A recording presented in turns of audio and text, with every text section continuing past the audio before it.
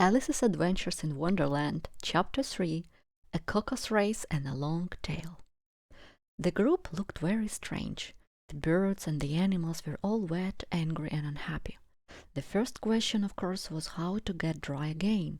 They discussed it, and at last the mouse said, "Sit down, all of you, and listen to me. I'll soon make you dry enough." They all sat down at once in a large ring with the mouse in the middle. "Are you all ready?" asked the mouse with an important look. "This is the driest thing I know. Silence, please." And the mouse began speaking about the history of England. After some time it asked, turning to Alice, "How are you now, my dear?" "As wet as ever," answered Alice sadly.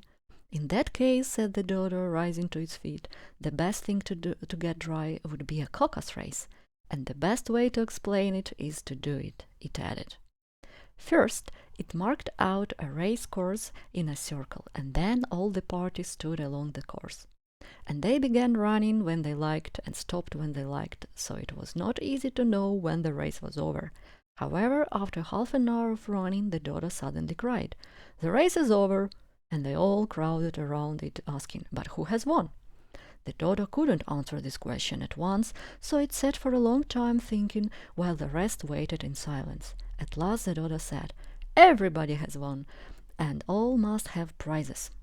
"But who will give us the prizes?" the voices asked. "Well, she, of course," said the daughter, pointing at Alice with one finger, and everybody at once crowded around her, crying, "Prizes, prizes!" Alice had no idea what to do, and in despair she put her hand into her pocket and took out a box of comfits, luckily the salt water had not got into it, and gave them to everybody as prizes. "But she must have a prize herself," said the mouse. "Of course," the daughter answered seriously. "What else have you got in your pocket?" he asked, turning to Alice. "Only a thimble," said Alice sadly. "Give it to me," it said. Then they all crowded round her again, while the daughter solemnly presented the thimble, saying, "We beg you to accept this elegant thimble." And when it finished this short speech, they all cheered.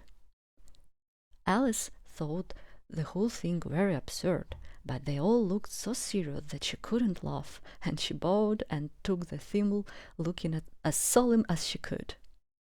After they had eaten the comfits, they sat down again in a ring and asked the mouse to tell them something more.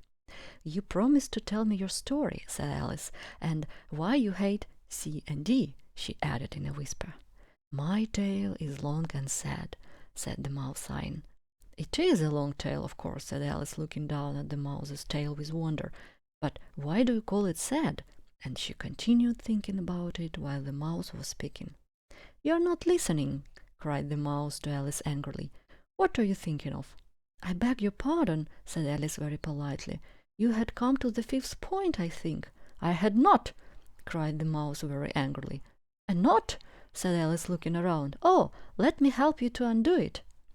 The mouse stood up and said, walking away, "You insult me by talking such nonsense." "I didn't want to do it," cried poor Alice, "but you're so easily offended." The mouse didn't answer. "Please come back and finish your story," Alice called after it, and all the others repeated, "Yes, please do," but the mouse only shook its head, and soon it was out of sight. "What a pity our Dinah is not here," Alice said aloud. "She would soon bring it here." "And who is Dinah?" asked the lorry. Alice was always ready to talk about her pet. "Dinah's our cat, and she's so good at catching mice, and oh, the same about birds. Well, she'll eat a little bird as soon as it looks at it." After Alice's speech, all the party hurried away on different pretexts, and Alice was soon alone. "I wish I hadn't spoken about Dinah," she said to herself sadly. "It seems nobody likes her here, and I'm sure she's the best cat in the world. Oh, my dear Dinah, I wonder if I shall ever see you again." And here poor Alice began to cry again, because she felt very lonely and low-spirited.